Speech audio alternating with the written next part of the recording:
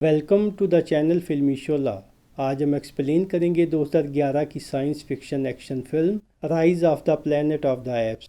Alzheimer disease کو overcome کرنے کے لیے ایک بائیو ٹیکنالوجی کمپنی جینسس کے فارماسیوٹیکل کیمسٹ ڈاکٹر ول نے وائرل بیسڈ ALZ-112 میڈیسن ایجاد کی تھی، جسے برائٹ آئیز نامی چمپینزی پر ٹیسٹ کرنے کے بعد پتہ چلتا ہے کہ وہ بہت زیادہ انٹیلیجنٹ ہو چکی ہے۔ اس میں انسانوں کی طرح سوچنے سمجھنے کی صلاحیتیں بڑھ چکی تھیں اور پزل ٹائپ گیمز کو سالو کرنا اس کے بائیں ہاتھ کا کھیل تھا۔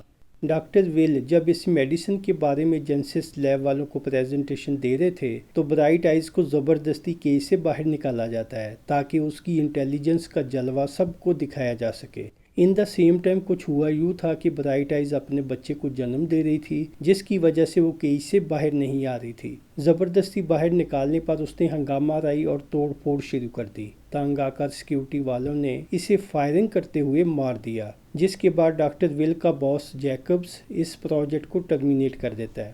جب ول کو پتہ چلا کہ برائٹ آئیز کی فرسٹریشن کی وجہ بیبی کی ڈیلیوری تھا تو بڑا دکھی ہوا، کیونکہ یہ کسی کے علم میں نہیں تھا کہ وہ اس وقت اپنے بچے کو جنم دے رہی تھی۔ ول نیو بورن چمپینزی کو گود لینے کا فیصلہ کرتا ہے اور اس کا نام رکھتا ہے سیزر۔ یہ بھی اپنی ماں کی طرح ہائیلی انٹیلیجنٹ تھا، کیونکہ اس میں ALZ-112 میڈیسن کے اثرات موجود تھے جو اس کی ماں کو دی گئی تھی۔ سیزر پہلے ہی دن دودھ کے فیڈر کو خود ہی اٹھا کر پی جاتا ہے۔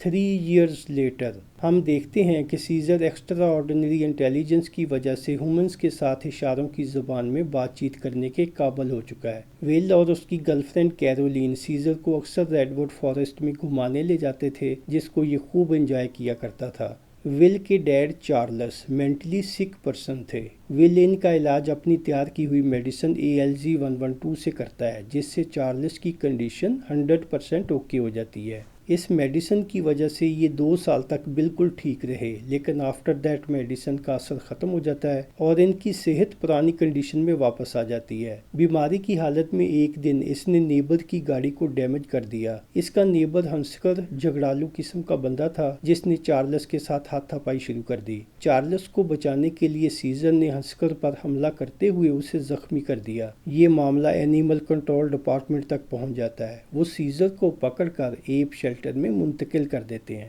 ول نے سیزر کو اپنے بیٹے کی طرح پالا تھا۔ اس نے چھڑوانے کی بڑی کوشش کی لیکن کامیاب نہ ہو سکا۔ یہ سیزر سے وعدہ کرتا ہے کہ میں کورٹ کی مدد سے جلد آپ کو یہاں سے لے جاؤں گا۔ پہلے سے موجود چمپینزی شروع میں اسے کافی تنگ کرتے تھے، لیکن دھیرے دھیرے ان سب سے اس کی دوستی ہو جاتی ہے۔ سیزر کا دماغ بہت تیز تھا، ایون کہ اس نے لاکس کو کھولنا بھی سیکھ لیا تھا۔ یہ سارے چمپینزیز کو اپنے ساتھ ملا کر یہاں سے فرار ہونے کی پلاننگ شروع کر دیتا ہے۔ اپنے ڈیڈ کو ٹھیک کرنے کے لیے ڈاکٹر ول میڈیسن کے انہانسڈ ورژن ALZ-113 کو بنانے کا فیصلہ کرتا ہے۔ یہ جیکب سے ڈسکس کرتا ہے کہ یہ ورژن کسی بھی دماغ کو موسٹ پاورفل بنا دے گا۔ جیکبز لالچی قسم کا انسان تھا۔ اس نے پیسوں کی خاطر اپنی لیب میں ALZ-113 کی پروڈکشن کو تیار کروا لیا۔ ول اس میڈیسن کو اپنے گھر میں لے جاتا ہے تاکہ ڈیڈ کو ٹھیک کیا جا سکے، لیکن ڈیڈ نے مزید ٹریٹمنٹ سے انکار کر دیا کیونکہ اس کے مطابق اب اس کی زندگی کے دن پورے ہو چکے ہیں۔ اسی رات چارلس کی ڈیتھ ہو جاتی ہے، جس کے بعد یہ لیب میں ALZ-113 کو ایک کوبا نامی چمپینزی پر ٹیسٹ کرتے ہیں۔ ٹیسٹ کے دوران ماسک ہٹنے کی وجہ سے ول کا اسسٹنٹ فرینکلن اس میڈیسن سے بری طرح انفیکٹڈ ہو گیا تھا۔ اسی وجہ سے مووی میں آگے جا کر اس کی ڈیتھ ہو جاتی ہے۔ ان سائیڈ ایفیکٹس کو اگنور کرتے ہوئے جیکبز اس پروجیکٹ کو کنٹینیو کرنا چاہتا تھا، لیکن ڈاکٹر ول ALZ-113 پر فردر ورکنگ سے انکار کر دیتا ہے۔ سیزر کو چھڑوانے کے لیے ول ایپ شیلٹر کے انچارج کو رشوت دے کر بڑی مشکل سے معاملہ طے کرتا ہے، لیکن سیزر نے گھر جانے سے انکار کر دیا کیونکہ سبھی چمپینزی اسے اپنا لیڈر مانتے تھے۔ سرکس کا ایک فارمر چمپینزی مورائس سیزر کا جگری دوست بن چکا تھا اور اکثر یہ دونوں اشاروں کی زبان میں باتیں کرتے تھے۔ ایک دن سیزر لکڑیاں توڑ کر میسج دیتا ہے کہ ایک لکڑی کو آسانی سے توڑا جا سکتا ہے، لیکن جب یہ زیادہ ہو کر اکٹھی ہو جائیں تو ان کو توڑنا مشکل ہی نہیں بلکہ ناممکن ہو جائے گا۔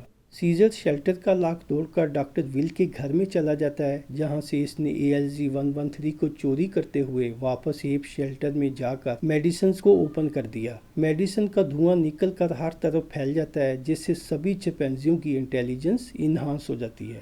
یہاں سے فرار ہونے کے لیے سیزر نے شیلٹرز کے سارے لاک توڑ دیے۔ جب کیئر ٹیکر ڈاج کو ان کے پلان کا پتہ چلا تو اس نے مزاحمت کی۔ سیزر اسے انسانی بھاشا میں دھمکی دیتا ہے کہ ہم سے پنگا نہ لو، جس کے بعد ان دونوں کے درمیان ہوتی ہے فائٹنگ، جس میں ڈاج مارا جاتا ہے۔ اب یہ سارے یہاں سے فرار ہو کر جینسس لیب اور سین فرانسسکو زو کے ایپس کو بھی اپنے ساتھ ملاتے ہوئے ریڈ ووڈ فارسٹ کی طرف روانہ ہو جاتے ہیں تاکہ اپنی نیکسٹ لائف جنگل میں آزادانہ گزار سکیں۔ راستے میں ان کی پولیس سے دھواں دار اور فائنل بیٹل دیکھنے کو ملتی ہے جس میں پولیس کو دم دبا کر بھاگنا پڑا۔ جیکبز بھی اس فائٹ میں شامل تھا۔ اپنی جان بچانے کے لیے اس نے کافی منت سماجت کی، لیکن سیزر نے ایک نہ سنی اور اسے بھی مروا دیا، کیونکہ یہی وہ شخص تھا جو ایپس یعنی چیمپینزیوں پر فورسفلی ایکسپیریمنٹس کیا کرتا تھا۔